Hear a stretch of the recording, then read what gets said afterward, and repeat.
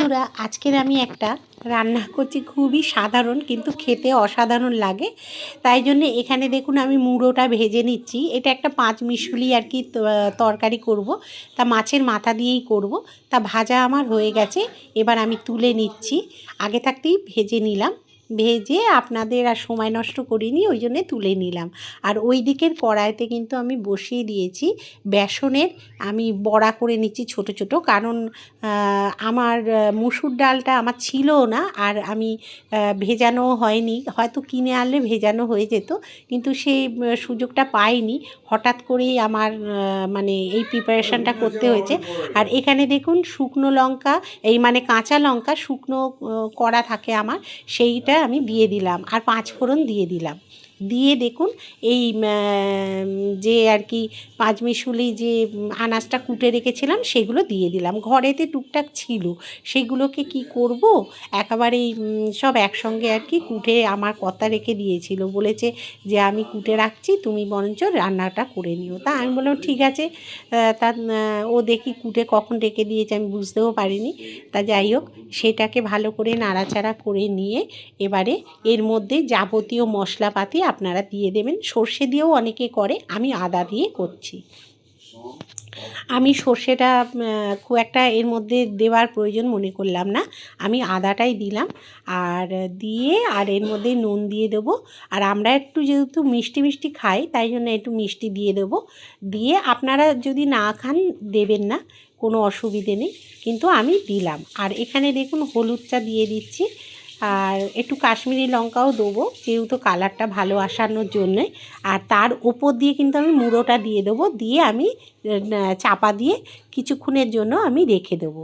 তা দেখুন এখানে আমরা একটু মিষ্টিটা যেহেতু খাই, তাই জন্যে এখানে আমি 1.5 চামচের কাছে মিষ্টি দিলাম।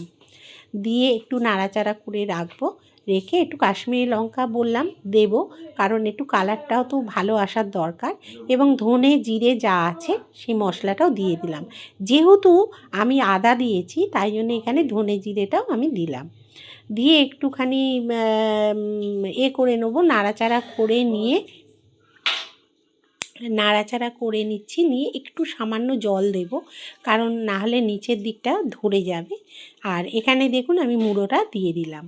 মুড়োটা দিয়ে একেবারে চাপা দিয়ে রেখে দিলে হয় কি, ওটার সঙ্গে মজে যাবে এবং মুড়োটা নরমও হয়ে যাবে, আর তার সঙ্গে আমার সেদ্ধও হয়ে যাবে, আর সবজিটাও খুব সুন্দরভাবে সেদ্ধ হয়ে যাবে। তা আর আমি জল দেবও না, এবং এটা সুন্দরভাবে হয়েও যাবে। বেরিয়ে চলে যাচ্ছে। যাই হোক, এখানে আমি সেই বড়াগুলো করে নিলাম, নিয়ে আমি এগুলোকে তুলে নেব। নিয়ে আর এইটার মধ্যে আমি করছি কি সেটাও দেখুন। মানে প্রত্যেকটা রান্নাই হচ্ছে একটুখানি ক্রিটিক্যাল রান্না হয়ে গেছে আজকে। হ্যাঁ, তাই জন্যে আর কি একটু সময়টাও আমার অনেকটা ব্যয় হয়েছে রান্নাঘরে। আর আমি এমনি রান্না করতে ভালোবাসি, তাই আপনাদের সঙ্গে একটু শেয়ার করি। যদি ভালো লাগে তাহলে আমাকে সাবস্ক্রাইব করবেন, আর যদি পেজটাকে ফলো করেন তাহলে তো খুবই ভালো। আর এখানে দেখুন আমি কিন্তু একটুখানি জিরে দিয়ে দিলাম। হ্যাঁ, জিরে দিয়ে, কেন সেই রকমভাবে আমি প্রিপারেশন নিতে পারিনি। আর এখানে হচ্ছে করব আজকে মোচা, বুঝেছেন? মোচাটা কিন্তু আমি সেদ্ধ করে রেখে দিয়েছি, তাই একটুখানি তেল দিলাম, যেহেতু বড়াটায় তেলটা টেনে নিয়েছে। হ্যাঁ, তারপরে আমি এখানে আলুটা কুটে রেখে দিয়েছিলাম ছোট্ট ছোট্ট পিস করে। এখানে দেখুন আলুটা আমি ভেজেও নিলাম। একটু লাল লাল হয়ে এলে তখন কিন্তু আমি সব রকম মশলাপাতি যা দেওয়ার, প্রতিদিনের যেরকম মশলা, আমি বেশি কিছু উল্টোপাল্টা দিয়ে রান্না করি না। তারপরে দেখুন এর মধ্যে যাবতীয় মশলা দিয়ে দেবো, কাশ্মীরি লঙ্কা, ধনে জিরে, হ্যাঁ, তারপরে নুন মিষ্টি সব কিছুই দিয়ে দেবো। আর এখানে একটু হলুদও দিয়ে দিলাম, দিয়ে ভালো করে একটু নাড়াচাড়া করে নেবো। কারণ এই মশলা দিলে এটা হয় কি পুড়ে যেতে পারে, সেই জন্যে একটু জল দিয়ে যদি নাড়াচাড়া করে নেন তাহলে খুবই ভালো হয়। তা জল দেওয়ার দরকার নেই, যেহেতু মোচাটার মধ্যেই জলটা রয়েছে। আমি কিন্তু মোচাটা আগে সেদ্ধ করে নিয়ে, আগে কিন্তু মানে চটকে নিয়ে ওটাকে ধুয়ে তারপরে কিন্তু আমি মোচাটা সেদ্ধ করেছি, যেহেতু তাই জন্য সেই জলটা আমি ফেলিনি। ওই জলটাই দিয়ে দেবো এর মধ্যে। মোছার এটাই হচ্ছে আয়রনটা যেহেতু ওর ভেতর ঢুকবে, সেই জন্যেই আমি কিন্তু জলটা নষ্ট করি না, অল্প করে জল দিয়ে আমি সেদ্ধ করে নিয়েছি, নিয়ে আমি এর ভেতর দিয়ে দিলাম। আমি এমন অবস্থা যে ও তো সকালবেলাতেই নিয়ে এসছে, যেহেতু মানে সকালে না বেলার দিকে নিয়ে এসছে মোচাটা, তাই জন্যে সঙ্গে সঙ্গেই করতে হলো। তা নয়তো আমি একটু ছোলা টোলাও ভিজিয়ে রাখতাম, সেটাও আমি সুযোগ পেলাম না। তা যাই হোক, এমনি অর্ডিনারিভাবেই খুব অর্ডিনারিভাবেই করেছি, কিন্তু খেতে কিন্তু খুব সুন্দর হয়েছিল। তা যাই হোক, এখানে দেখুন আমি সেই বড়া যেগুলো করে রেখেছিলাম, সেই বড়াগুলো কিন্তু আমি দিয়ে দিলাম।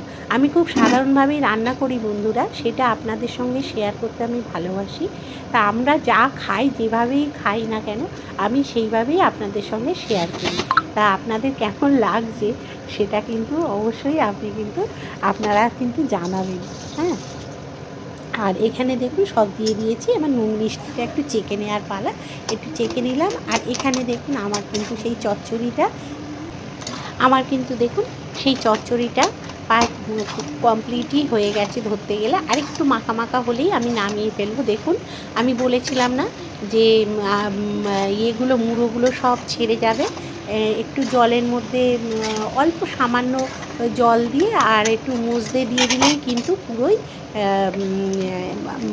মুড়োটা ভেঙেই যায়, আর খেতেও ভালো লাগে। গরম মশলা দিয়ে দিলাম, আর এখানে একটুখানি ঘি দিয়ে দেবো। ঘিটা দিলে না টেস্টটা ভালো হয়, তাই জন্যে একটু পরিমাণ মতো বুঝে ঘি দেবেন। আর যদি ঘি অনেকে খেতে চায় না, ঘিয়ের স্মেল পছন্দ করে না, তার ঘি দেবেন না, শুধু গরম মশলা দিয়েই নামিয়ে ফেলবেন। আমরা ঘিটা ভালোবাসি খেতে, তাই আমরা ঘিটা দিলাম। অনেকে বলে যে সব তরকারিতেই ঘি। তাহলে বন্ধুরা, এখানে আমি বড়িগুলো একটু ভেঙে কিন্তু ভেঙেছে হামানদিস্তা দিয়ে, ভেঙে কিন্তু আমি গুঁড়ো করে দিয়ে দিলাম, আর ঘি গরম মশলা আমি দিয়ে দিলাম। দিয়ে ওদিকে দেখুন মোচাটা আমার কমপ্লিট হয়ে গেছে, আর এদিকে কিন্তু আমার মুড়োর যে তরকারিটা করেছিলাম, মানে চচ্চড়িটা, সেটাও কিন্তু কমপ্লিট হয়ে গেল। তাহলে দুটো রান্না কিন্তু আমার হয়েই গেল অলরেডি। তাহলে এই দুটোই আপনাদের সঙ্গে একটু শেয়ার করলাম আমি। কেমন লাগলো রান্নাগুলো অবশ্যই আমাকে মতামতে কমেন্টের মাধ্যমে জানাবেন, এবং অনেক অনেক ভালোবাসা দেবেন, যাতে